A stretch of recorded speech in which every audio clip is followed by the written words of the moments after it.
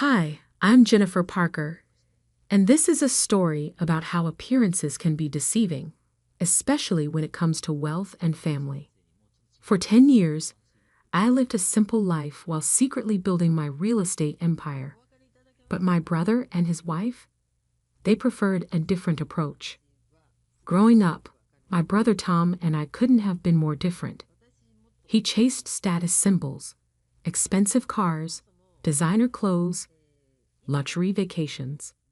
I preferred investing my money, living below my means, and planning for the future. Our parents never took sides, but they worry about both of us for different reasons. Jen, you need to enjoy life more, Mom would say, watching me clip coupons despite my six-figure income. You're too young to live like a retired person. Meanwhile, Tom married Sarah, who perfectly matched his love for luxury.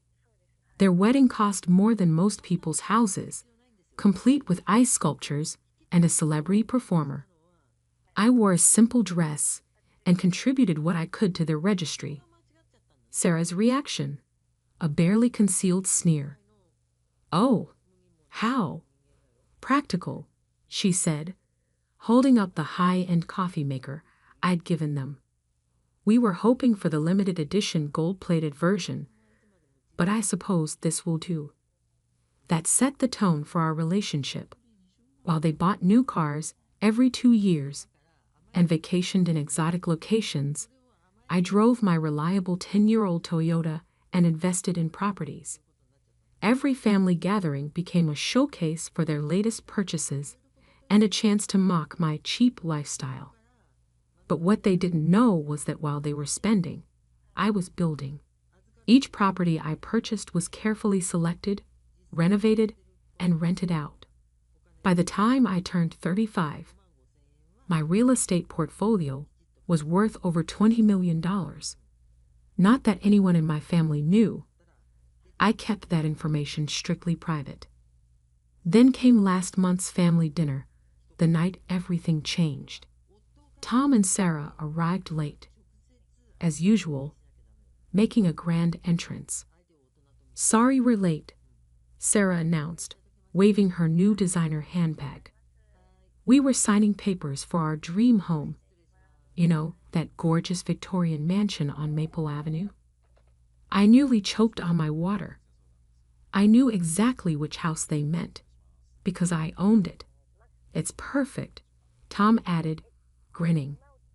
5 bedrooms, pool, garden. Of course, we had to outbid several others. But what's money for if not to get what you want? Mom and Dad beamed with pride. That's wonderful, son. When do you move in?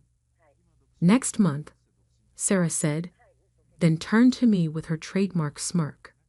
Of course, some people could never understand investing in quality real estate. Right, Jennifer? Still living in that tiny apartment? I stayed quiet, thinking about the property management company that had handled the bidding process, under strict confidentiality, of course. Tom and Sarah had no idea they'd been negotiating with my company. You know, Jennifer, Sarah continued, warming to her favorite topic, my supposed failings.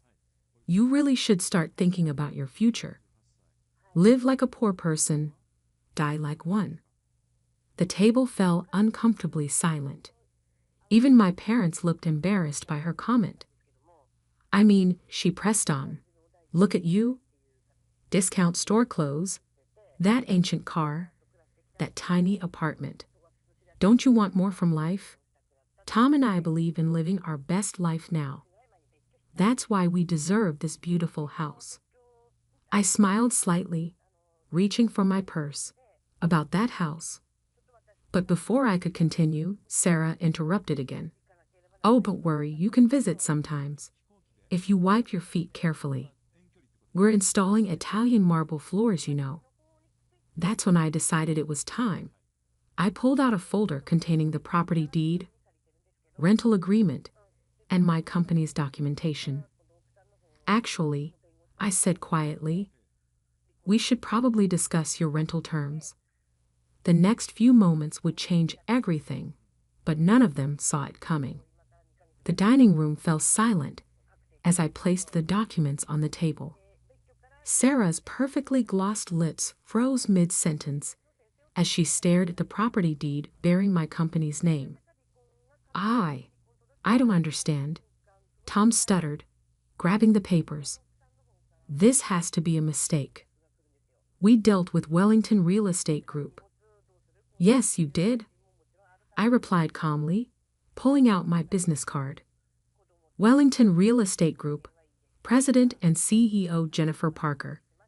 I started the company 8 years ago. That tiny apartment you love to mock. It's one of 60 properties I own in the city. Sarah's face had turned an interesting shade of pale, her designer lipstick now a stark contrast against her bloodless lips. But that's impossible. You're poor. You shop at discount stores.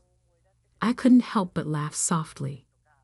Being wealthy doesn't mean you have to waste money, Sarah. While you and Tom were buying new luxury cars every 2 years, I was buying apartment buildings. While you were shopping for designer bags, I was acquiring commercial properties. Dad was staring at the documents, his reading glasses perched on his nose. 20 million in assets? He whispered. Ginny, why didn't you ever tell us? Because, I said gently, I wanted to succeed quietly. No showing off, no bragging, just smart investments and hard work. The same qualities you and Mom taught us, Dad. I just applied them differently than Tom did. Mom had tears in her eyes, but whether from pride or shock, I couldn't tell. Tom was frantically scrolling through his phone, presumably looking up Wellington Real Estate Group. His face grew increasingly pale as he found article after article about the company's success and its mysterious CEO who rarely made public appearances. The rental agreement, he said finally, his voice hoarse. We signed a rental agreement, not a purchase contract. Correct, I confirmed. The house isn't for sale. It's a luxury rental property, as clearly stated in the paperwork you signed. Did you not read it carefully? Sarah jumped up, her chair screeching against the floor. This is a trick. You're trying to ruin our moment. We put down a deposit. Yes, first month's rent and security deposit. I corrected. Standard rental terms. The check cleared this morning, by the way. Thank you for paying on time. The silence that followed was deafening. Mom was the first to break it with an unexpected laugh. All those times you teased her about being cheap, she said to Sarah, my daughter was building an empire. Maybe she should have bought a few designer bags to make it more obvious. Sarah collapsed back into her chair, her perfect posture finally breaking.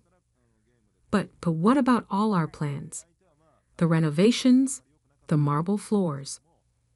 Any renovations would need to be approved by the property owner, I said, gesturing to myself. As stated in Section 8 of your lease agreement. But I'd be happy to discuss some reasonable improvements.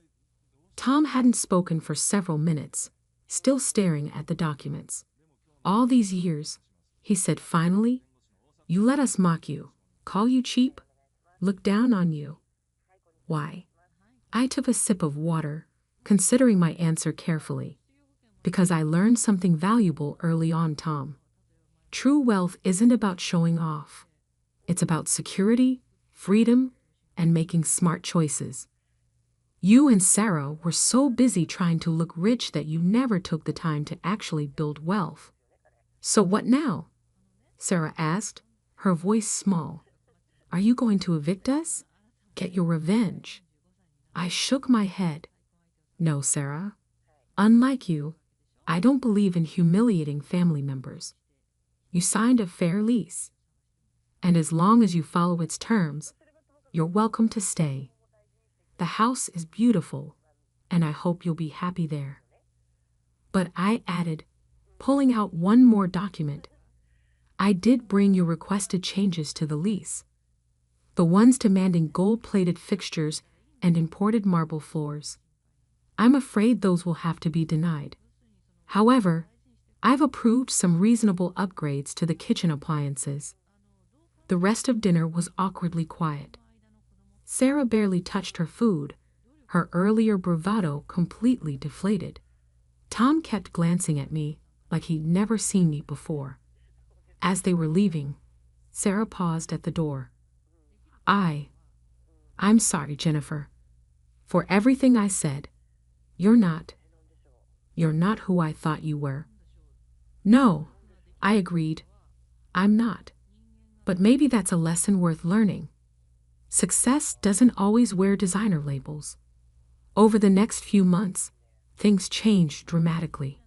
Tom and Sarah moved into the house, but with a new humility. They started taking financial management classes. Sarah even asked me to teach her about investing, though she still can't quite understand why I shop at discount stores. Mom and Dad, they couldn't be prouder, though Dad still shakes his head sometimes and mutters, 20 million, my quiet little girl. These days, when I visit Tom and Sarah's house, my house, technically, there's no more talk about gold-plated fixtures or Italian marble. Instead, Sarah proudly shows me the money she's saving by cooking at home, and Tom consults me before making major purchases. Last week, I received an invitation to speak at a women's business conference. The topic: Stealth Wealth, Building Success Without Showing Off. I accepted, already planning to use Sarah's designer handbag collection as an object lesson in depreciated assets. As I write this from my tiny apartment overlooking my growing real estate empire, I'm reminded of something my first investment mentor told me. If you have to tell people you're successful, you probably aren't. She was right. Sometimes the best revenge isn't about getting even. It's about revealing that you've already won, quietly and completely, while others were too busy showing off to notice. And those Italian marble floors Sarah wanted, well, let's just say the existing hardwood has a lot more character and better resale value. You'll need to wear this. My sister Vanessa tossed a butler's uniform onto my bed, not even bothering to look me in the eye. The resort staff is short-handed, and since you work in hospitality, you can make yourself useful. I picked up the pressed black uniform, fighting to keep my expression neutral. If she only knew that I wasn't just in hospitality, I owned a Crystal Cove resort, along with 12 other luxury properties around the world. You want me to serve drinks at your wedding? I kept my voice steady, though my hands wanted to shake. Well, it's not like you can afford to be a proper guest, Michael. She smoothed her designer dress, checking her reflection in my bedroom mirror. Besides, Daddy says it's good for you to understand your place. Some people are meant to serve, others to be served. I thought about the deed to the $300 million resort sitting in my office safe, about the staff of 200 who actually worked for me, about the fact that Vanessa had practically begged for a last-minute booking at my most exclusive property. But she didn't know any of that. None of them did. 10 years ago, I'd walked away from the family's investment firm to pursue my dreams in the hospitality industry. A disgrace, my father had called me. No son of mine will be a bellhop. What they never understood was that I hadn't wanted to be a bellhop. I'd wanted to revolutionize the entire luxury hotel industry. While they were busy looking down their noses at service workers, I was learning every aspect of the business, identifying problems, and creating solutions that would eventually make me a fortune. The wedding starts at 6, Vanessa continued, checking her phone. Be there by 4 to help set up. And Michael? She finally turned to look at me. Try not to embarrass me. These are very important people attending. I bit back a laugh. Those very important people were mostly my clients, CEOs, celebrities, and politicians who regularly stayed at my properties. They knew me as Michael Chen, the reclusive owner of Crystal Cove Resorts International. None of them had any idea I was related to the bride. I'll do my best, I said mildly. After she left, I sat down at my desk and opened my laptop. The wedding contract was still open. Vanessa had nearly cried when she called begging for a venue after her original location fell through. The Crystal Cove Resort usually booked 2 years in advance, but I'd made an exception. Your family name carries weight, my events manager had told her, following my script perfectly. Mr. Chen has approved your booking personally. She preened at that, assuming it was our family's reputation in finance that had opened the doors. The irony was almost too perfect. My phone buzzed, a text from my assistant David. Everything's set for tomorrow. Staff briefed and sworn to secrecy. Are you sure about this?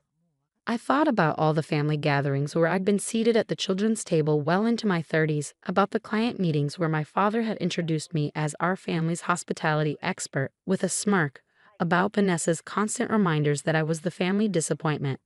Absolutely sure, I typed back. Make sure the uniforms are ready.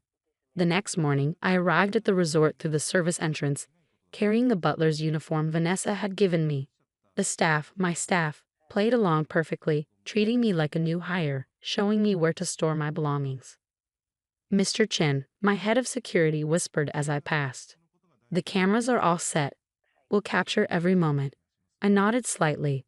I wanted a record of this day, not for revenge, but for remembrance. Sometimes the best lessons come wrapped in humble packages. The resort was in full wedding mode. Flowers worth more than most cars filled the grand ballroom, crystal chandeliers sparkled overhead, and an army of staff moved with practiced precision to prepare for the evening's events. My father arrived around noon, barking orders at the staff like he owned the place. I watched from behind a service door as he complained about the champagne selection, the same vintage I knew he served at his own parties. Don't you have anything better? He demanded of the sommelier. This is a Crawford family wedding. Do you know who we are? The sommelier, who knew exactly who I was, kept his face professionally blank. I'll check with management, sir. My mother appeared next, fussing over every detail with the wedding planner. She passed me twice without a second glance, her own son, invisible in a butler's uniform. By 4 o'clock, guests began arriving. I recognized most of them, not just as family members, but as clients. The CEO of Atlantic Industries, who had just booked my Maldives property for his anniversary. The media mogul who held his annual board meetings at my Swiss resort. The tech billionaire who liked to joke that he'd buy Crystal Cove Resorts one day, not knowing he was talking to its owner. Michael. Vanessa's sharp voice cut through my observations. Stop standing around and make yourself useful. The guests need drinks. I picked up a silver tray of champagne flutes, moving smoothly through the crowd as I'd seen my staff do countless times. Each guest took a glass without really seeing me, exactly as my family had done for years. My cousin Peter, who'd recently made partner at his father's law firm, actually snapped his fingers at me. Hey you, we need more ice at table 3. I fought back a smile, remembering how he asked to handle the legal work for Crystal Cove Resorts last month. I had my corporate office send him a polite rejection. As the evening progressed, I played my role perfectly. I served drinks, cleared plates, and stayed in the background. But I was watching, listening, gathering every condescending comment and dismissive gesture. The wedding ceremony was about to begin, and soon, very soon, they would all learn what it truly meant to understand one's place. My phone buzzed one last time, a message from David. The signs are ready, on your signal. I texted back a single word. Wait. The best revelations, like the best service, are all about timing. The wedding ceremony had just ended, and the reception was in full swing. Vanessa looked radiant in her designer gown, floating through the crowd like she owned the place. The irony wasn't lost on me as I continued my role as server, invisible yet seeing everything. I can't believe you managed to book the Crystal Cove Resort, one of her friends gushed. It's impossible to get a last-minute reservation here. Vanessa preened. Well, you know how it is. The Chen family has quite a reputation. When they heard our name, they practically begged us to hold the wedding here. I suppressed a smile as I refilled their champagne glasses. She had no idea how right she was about the Chen name, just the wrong Chen. Michael. My father's sharp voice cut through my thoughts. Stop dawdling and bring more wine to the head table, and try not to spill it this time. I hadn't spilled a drop all night, but that was beside the point. I collected a fresh bottle of the $1,000 wine I'd personally selected for the evening and made my way to the family table. My father was saying loudly to his business associates, it's actually good that Michael ended up in service. Keeps him humble. Not everyone is cut out for real success. The men around him chuckled, swirling their expensive wine in crystal glasses that I had imported from Venice. My mother touched his arm gently. At least he's working, she said, though her tone suggested this was the barest minimum of achievement, unlike cousin Timothy, who still lives in his parents' basement. I checked my watch. Almost time. Hey, butler, Peter called out, snapping his fingers again. Tell the management we need better music. This playlist is amateur hour. I had personally curated the evening soundtrack, a mix of classical pieces performed by the London Symphony Orchestra, which I happened to sponsor. Of course, sir, I replied smoothly. I'll speak to the owner right away. Good luck with that, Vanessa laughed. Mr. Chen never shows his face. He's probably some old recluse who doesn't even know what's happening in his own hotel. That was my cue. I pulled out my phone and sent a single text to David. Now. The crystal chandeliers dimmed slightly and the massive screens around the ballroom flickered to life. The resort's logo appeared, followed by a message that made the room fall silent. Welcome to Crystal Cove Resort. A message from the owner. My father frowned. What's this? The screens shifted to show a series of photographs. Me signing the resort's purchase agreement, cutting the ribbon at our Dubai location, accepting Luxury Hotelier of the Year award. In each image, I was clearly recognizable as Michael Chen, owner and CEO of Crystal Cove Resorts International. The silence in the room was deafening. I removed the butler's jacket, revealing a perfectly tailored Tom Ford suit underneath. Actually, I said, raising my voice slightly, Mr. Chen is quite aware of everything that happens in his hotels. Vanessa's champagne glass slipped from her fingers, shattering on the marble floor. My father's face had gone pale, while Peter seemed to be choking on his wine. That's not possible, Vanessa stammered. Would you like to see the deed? I asked pleasantly, or perhaps the resort's financial statements. I believe you'll find everything in order. You own Crystal Cove Resorts? My father's voice was barely a whisper. All 13 properties, I confirmed. This one is special. It's where I first learned the meaning of true hospitality, something this family never quite understood. The screens now showed images of my other properties, the snow-capped peaks surrounding our Switzerland location, the pristine beaches of our Maldives resort, the glittering lights of our Singapore tower. While you were all busy mocking my career choice, I continued, I was building an empire, one that's now worth considerably more than Crawford Investment Group. That hit home. My father's company had been our family's source of pride for generations. The fact that I had surpassed it while playing the role of humble hotelier was almost too much for him to process. Why didn't you tell us? My mother asked, her voice small. Would you have believed me? I countered. 10 years ago, you said I was throwing my life away, that no son of yours would ever work in service. While you were right about one thing, I don't work in service. I revolutionized it. David appeared at my side, tablet in hand. Mr. Chen, the governor, is on line 1. Shall I tell him you're busy with a family matter? The room erupted in whispers. The same governor who had dismissed me as the help earlier was now asking for me by name. Michael. Vanessa stepped forward, her wedding dress rustling. I never meant, we didn't know. No, you didn't, I agreed. You were all too busy looking down to ever look up. But that's okay, because while you were focused on appearances, I was building something real. I turned to address the gathered guests, many of whom were my actual clients. Please enjoy the rest of the evening. The reception has been extended by 2 hours, with my compliments. Though I'm afraid I'll have to stop serving drinks personally. A ripple of nervous laughter went through the crowd. My father stood up, straightening his tie as if preparing for a business negotiation.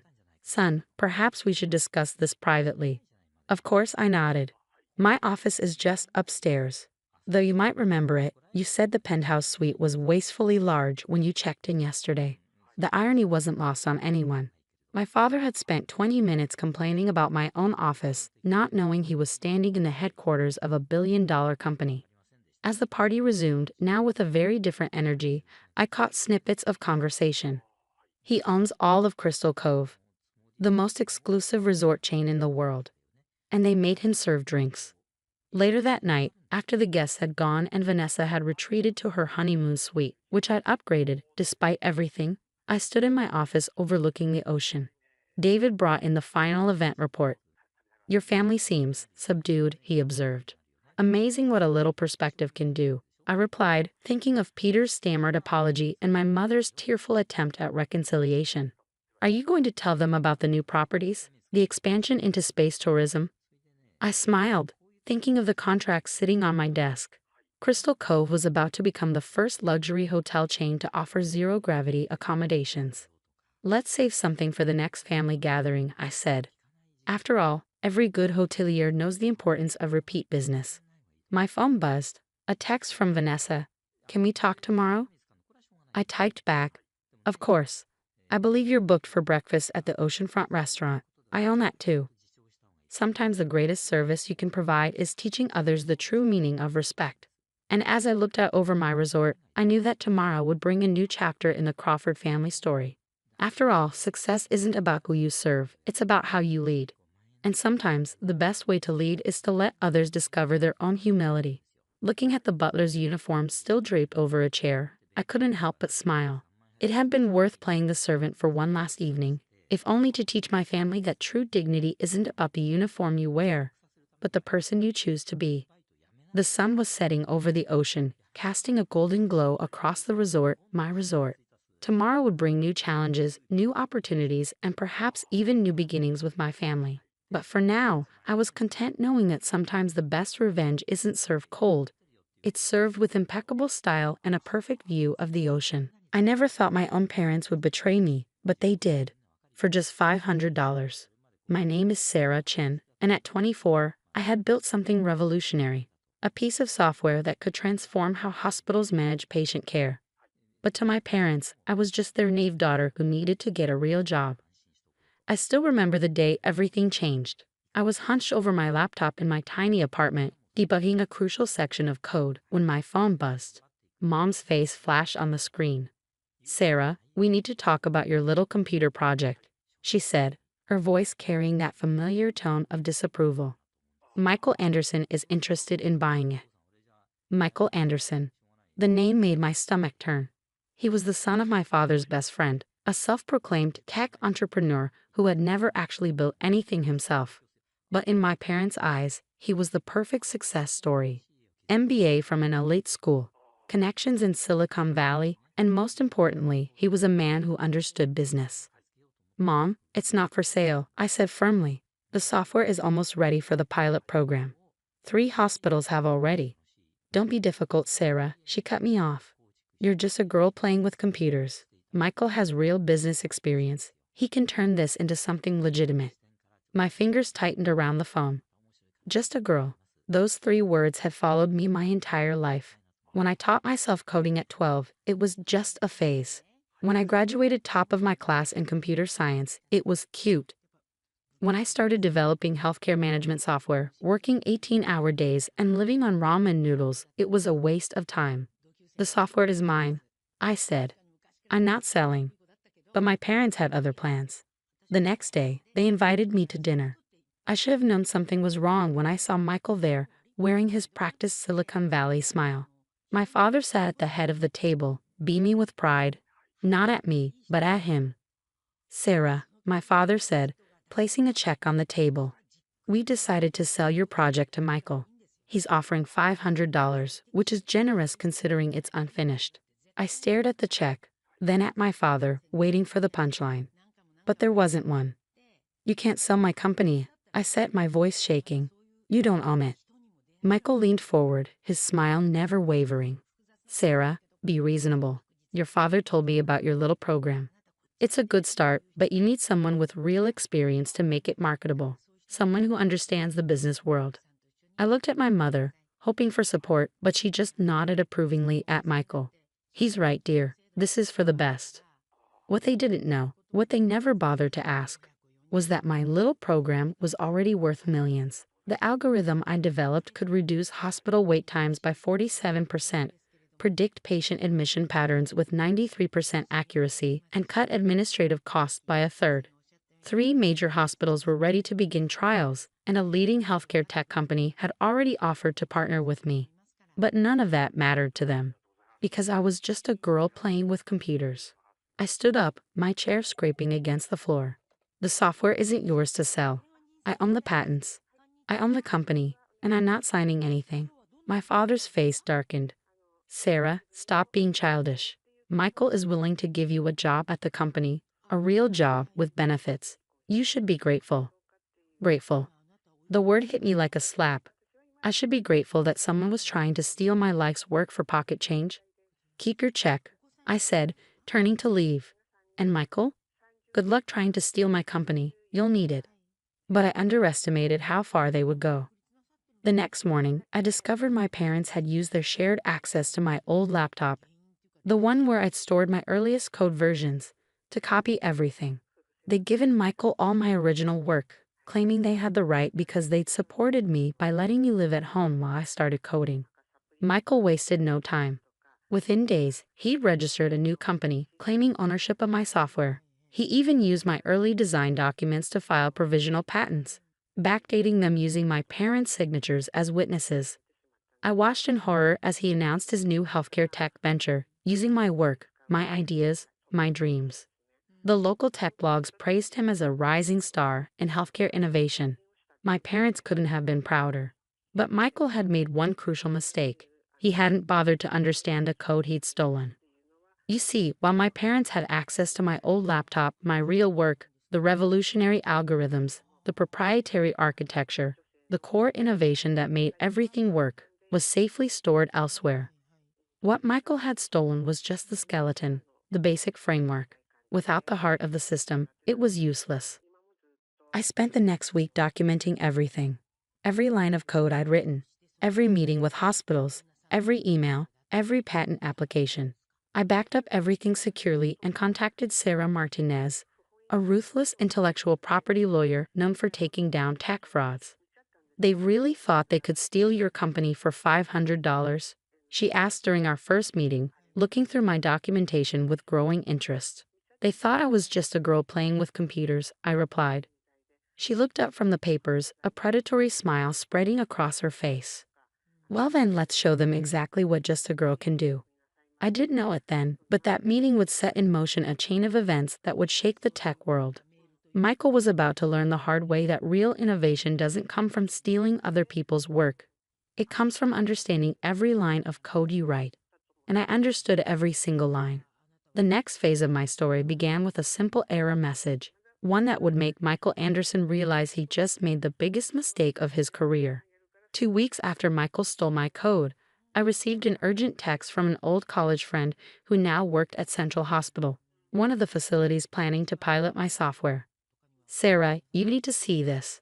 Anderson Tech just crashed and burned during their demo. I smiled, knowing exactly what had happened. You see, my code had a failsafe, a sophisticated authentication system that required my personal verification for any major system implementation.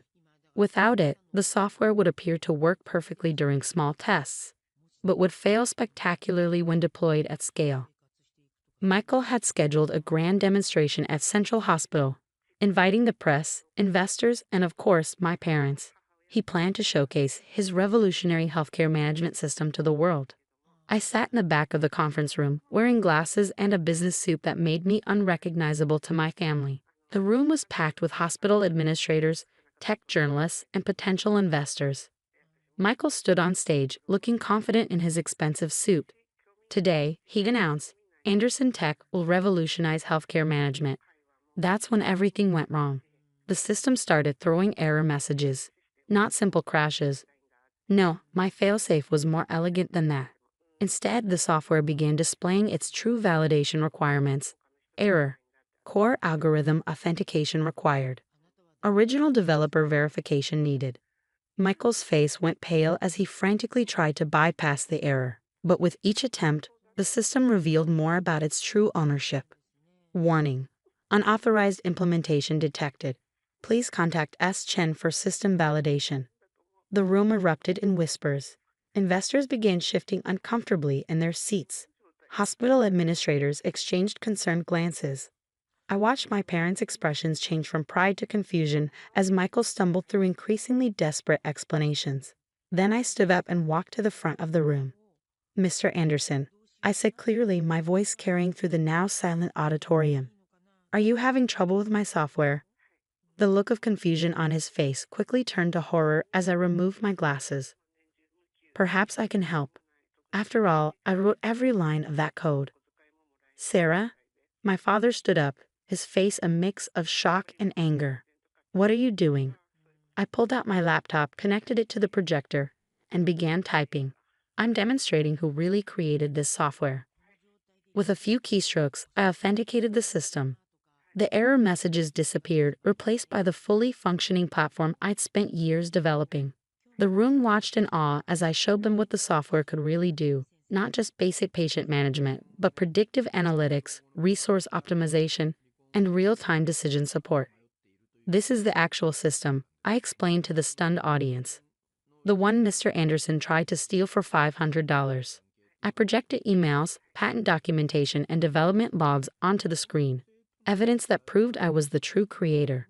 And here's something interesting," I added, pulling up a final document, "a cease and desist letter from my lawyer, along with a federal lawsuit for intellectual property theft." Michael lunged for the podium. "She's lying. Her parents signed over the rights to me." Sarah Martinez, my lawyer, stood up from her seat in the front row. "Actually, they didn't have any rights to sign over. Ms. Chen's patents and code were fully registered before you attempted to steal them. Would you like to explain to everyone here how you obtained her intellectual property?" The room erupted in chaos. Investors stormed out, pulling out phones to cancel their commitments. Hospital administrators huddled together, whispering about legal implications. Journalists started firing questions at Michael, who stood frozen on stage. My mother grabbed my arm. "Sarah, how could you do this? Michael was trying to help you." I gently removed her hand. "No, Mom. He was trying to steal from me, and you helped him because you never believed in me." But we were just looking out for you," my father stuttered. "You're just a girl?" I finished for him. "This just a girl built a system worth millions. The same system your friend's son tried to steal for the price of a cheap phone." I turned to the remaining audience members. "My name is Sarah Chen. I'm the founder and CEO of CareFlow Technologies, and I'm looking forward to showing you what my software can really do, legally and under my leadership." The aftermath was swift and devastating for Michael. His investors pulled out, his reputation in the tech world was destroyed, and he faced serious legal consequences for intellectual property theft. My parents? They tried to backtrack, claiming they were just trying to protect me. But the trust was broken. How could I ever believe in their support when they'd so easily dismissed everything I built? 6 months later, I stood on the same stage, but under very different circumstances. CareFlow Technologies had just closed a $50 million funding round. Our pilot programs were showing incredible results: 50% reduction in wait times, 40% improvement in resource allocation, and unprecedented accuracy in patient care management. As I announced our success to a packed auditorium, I spotted my parents in the back row. They'd been trying to reconcile, sending messages about how proud they were, how they'd always believed in me. But their words rang hollow. They were proud now because I'd succeeded despite them, not because they'd supported me. After the presentation, they approached me, eyes filled with guilt and regret. "Sarah, honey," my mother began, "we're so sorry. We never meant to." I held up my hand. "I know you're sorry, but being sorry because I succeeded isn't the same as believing in me when I was struggling. Can't we move past this?" my father pleaded. "We're family." I looked at them thoughtfully. Family is supposed to support each other, not steal from each other. You chose to help Michael steal my work because you couldn't imagine your daughter being capable of real success. I handed them each a business card. "If you want to see me, you can schedule a meeting through my office, just like any other business associate." As I walked away, I heard my mother burst into tears. Part of me wanted to turn back, to accept their apology and pretend everything could go back to normal. But I knew better. Sometimes success isn't just about proving others wrong. It's about proving to yourself that you were right all along. Today, CareFlow Technologies is revolutionizing healthcare management across the country. We're expanding internationally and our valuation has reached over $200 million. Michael Anderson, he's banned from the tech industry, his reputation in shambles. And that $500 check they tried to buy my company with? I had it framed. It hangs in my office as a reminder that your worth isn't determined by what others think of you, but by what you know you can achieve. Sometimes people will underestimate you, dismiss you, or try to steal your dreams. But if you believe in yourself and protect what you've built, success is the best revenge. The next time someone tells you were just a girl or just anything else, remember my story. Remember that the people who underestimate you don't define your worth. You do. As for my parents, they still send emails sometimes talking about family and forgiveness. Maybe one day we'll rebuild our relationship, but it will have to be on new terms, not as the daughter they thought they could dismiss, but as the woman who proved them wrong. Because I'm not just a girl playing with computers anymore. I'm the founder and CEO who changed the future of healthcare technology, and no one can take that away from me. I noticed the password change at 2:47 a.m. when my banking app logged me out automatically. When I tried to log back in, my credentials didn't work. My stomach dropped as I requested a password reset, only to discover the recovery email had been changed too. At 8 a.m., I walked into First National Bank and requested emergency account access. The branch manager, Mrs. Coleman, recognized me immediately. "Miss Rodriguez, is everything all right? Someone changed my password and recovery email overnight. I need to access my account." After verifying my identity with my passport and answering security questions, she restored my access. Then she pulled up my transaction history and her expression changed. "Miss Rodriguez, there have been several large transfers from your account in the past 6 hours. Were you aware?" I looked at the screen. 20,000 to my sister Gabriella's account. 15,000 to my parents' joint account. 10,000 to my brother Miguel's account. 5,000 marked Family Emergency Fund. $50,000 gone while I slept. "No," I said quietly. "I wasn't aware." Mrs. Coleman's face tightened. "I'm flagging these transactions as potentially fraudulent. Can you tell me who might have accessed your account?" My parents. Last week they'd asked to borrow my laptop for taxes.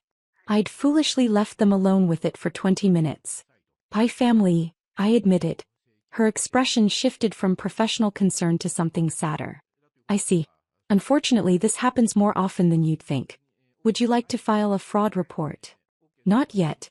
But I need my account secured immediately. New password. New security questions. Remove any authorized users I didn't personally add." "Of course." She worked quickly, her fingers flying across the keyboard. "There. Your account is now fully secured. Is there anything else I can help you with?" I hesitated. "Can you check if there are any joint account holders I didn't authorize?" She checked, then nodded grimly. "Your father was added as a joint holder 3 weeks ago. The authorization signature appears questionable. They'd forged my signature." Of course they had. "Remove him." "And Mrs. Coleman?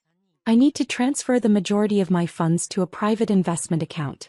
Somewhere they can't see or access." "Smart decision," she said, already pulling up forms. "I'll connect you with our wealth management division." My phone started buzzing. Multiple calls from Dad. I silenced it. The family group chat exploded with messages. "Dad, Maya, we need to talk. Family meeting tonight. 7 p.m. Don't be late." "Mom, it's important, Mija. We have exciting news about family investments." "Gabriella, thanks for the help with the car down payment, sis. You're the best." So that's what they were calling it. A car down payment. An emergency. Meanwhile, they'd stolen $50,000 from my account after locking me out. I typed back, "I'll be there. 7 p.m. I had 6 hours to prepare. I arrived at my parents' house at 6:55 p.m. Gabriella's brand new Lexus sat in the driveway, gleaming white with temporary plates. $50,000 of my money parked like a trophy. Mom opened the door, all smiles. "Maya, come in, come in. We have so much to discuss." The living room looked like a celebration. Champagne glasses. Appetizers. Miguel and his wife Sofia on the couch. Gabriella and her husband Carlos showing off car photos on their phones. Dad standing by the fireplace like a patriarch about to make an announcement. "Maya, sit. Dad gestured to the empty chair. We have incredible news. I sat, my leather portfolio in my lap. We've decided to make some strategic family investments, Dad began.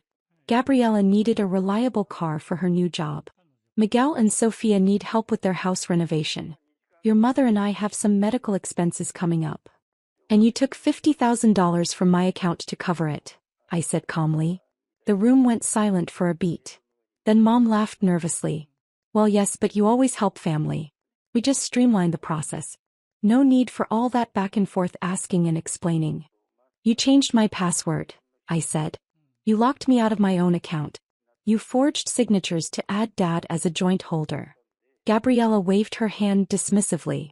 Oh, don't be so dramatic. It's just family helping family. You make good money with that tech thing you do. You can afford it. That tech thing is a software development company, I said. And you're right. I can afford it. But that's not the point. The point is family comes first, Dad said firmly. We raised you, fed you, paid for your education. Now it's your turn to give back.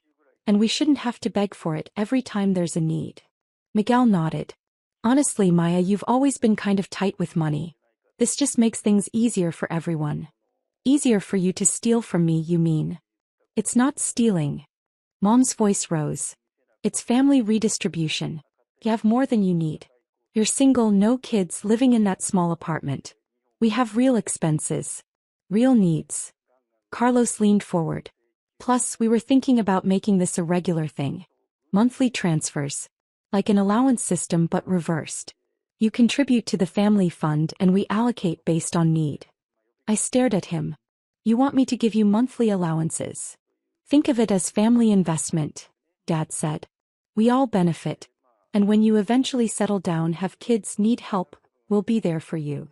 With my own money that you've been taking, I said. With family support, Dad corrected. Stop thinking so individualistically, Maya. In our culture, family shares everything. I opened my portfolio and pulled out a document. This is a fraud report from First National Bank. It details unauthorized access to my account, forged signatures, and $50,000 in fraudulent transfers. The room went cold. You filed a fraud report? Mom's voice was barely a whisper. Against your own family? I documented the fraud, I corrected. I haven't filed it yet. But I will if necessary. Necessary? Gabriella's voice went shrill. You'd send your own parents to jail over money? You'd steal from your own sister after locking her out of her account? I countered. Dad's face was turning red. We didn't steal. We took what we needed. What you should have freely given. Then why did you do it in the middle of the night? Why change my password? Why forge signatures? If it was just family helping family, why all the deception? No one answered. I pulled out another document. This is my real bank statement. The account you accessed? That's my spending account. I keep about $100,000 in there for monthly expenses and family emergencies. I slid the paper across the coffee table. Dad picked it up. His eyes went wide. Mom looked over his shoulder and gasped. What is this? Dad's voice shook. My actual net worth, I said calmly. My software company was acquired by tech giant last year. The sale price was $1.2 billion. After taxes and distribution to my partners, my personal share was $847 million. Current investment portfolio value, $1.1 billion. The silence was absolute. Gabriella snatched the paper. This is fake. This has to be fake. It's not, I said. Call the number at the bottom. That's my wealth manager at Goldman Sachs. He's expecting your call. He has permission to verify the information. Miguel was shaking his head. You're a billionaire, and you let us think you were just some freelance developer. You assumed I was just some freelance developer, I corrected. I never lied. You just never asked. None of you ever asked about my company, my work, my success. You just assumed I was the family ATM and treated me accordingly. Mom sat down heavily. Maria and I, we could have. Could have what? I asked. Treated me with respect? Valued my success? Been proud of me? You could have done all of that without knowing I was wealthy. But you didn't. This changes everything, Dad said, his voice taking on that calculated tone I recognized. With this kind of money you could help the whole family. Real help. We could pay off the house, buy investment properties, set up college funds. No, I said simply. No. I'm not giving you anything. In fact, I want the 50,000 returned within 30 days, or I file the fraud report. Carlos laughed incredulously. You're a billionaire and you won't help your family? That's sick. You're my family and you stole from me, I said. That's sick. I pulled out the last document. This is a settlement agreement. You return the 50,000. You surrender any financial information you have about me. You remove yourselves from any accounts. You never request money from me again. In exchange, I don't press charges. And if we don't sign? Miguel asked. Then I file the fraud report tomorrow. Bank fraud is a federal crime. You'll face prosecution, fines, and possible jail time. And I guarantee you won't see a penny of my money either way. Gabriella's face crumpled. I already spent 20,000 on the car down payment. I can't return it. Then you have a problem, I said. Figure it out. Sell the car. Take a loan. Get a second job. Not my concern. How can you be so cold? Mom asked, tears streaming. We're your family. We raised you. You raised me to be successful and independent, I said. Congratulations. It worked. And part of being independent is setting boundaries with people who exploit me. Dad threw the settlement agreement on the table. We won't sign this. You can't blackmail your own family. It's not blackmail. It's consequences. I stood, gathering my documents. You have 24 hours to decide. Sign the agreement and return the money, or I file the report. Your choice. You'd really do this? Dad asked. Destroy your own family over money? You already did that, I said quietly. Last night when you stole from me. I'm just refusing to pretend it didn't happen. I walked to the door. Behind me I heard Gabriella crying, Miguel arguing with Sofia, Mom and Dad in heated whispers. My phone buzzed before I even reached my car. Gabriella, you're a monster. Mom is having a panic attack because of you. Miguel, this is all your fault. You should have just been honest about your money. Dad, sign the agreement and return the money? Where do you expect us to get $50,000? I blocked all of them and drove home. 23 hours later, my attorney received signed settlement agreements from all family members. The $50,000 was returned in 3 wire transfers over the next week. Gabriella sold the Lexus at a loss. Miguel took out a personal loan, and my parents withdrew from their retirement account. They tried to reach out several times. Relatives called to tell me I was tearing the family apart. Aunts sent texts about forgiveness and family values. My grandmother called me selfish and ungrateful. I didn't respond. I donated $50 million to organizations supporting financial literacy and protecting vulnerable people from family financial abuse. I established a scholarship fund for first-generation college students studying computer science. I bought my dream house, a modern masterpiece with floor-to-ceiling windows and a view of the mountains. And I lived my life without anyone having access to my passwords, my accounts, or my peace of mind. 6 months later, I received an email from Gabriella. Subject line, I'm sorry. I deleted it without reading. Maybe that makes me cold. Maybe it makes me unforgiving. But I'd spent 27 years being the family bank account, and they'd responded by literally stealing from me while I slept. Some boundaries once crossed can't be uncrossed. Some trust once broken can't be repaired. And some families are only families when there's something to take. I learned which kind I had. And I chose myself instead. The emergency they created became my opportunity. The opportunity to finally live free from people who saw me as a resource instead of a person. Best decision I ever made.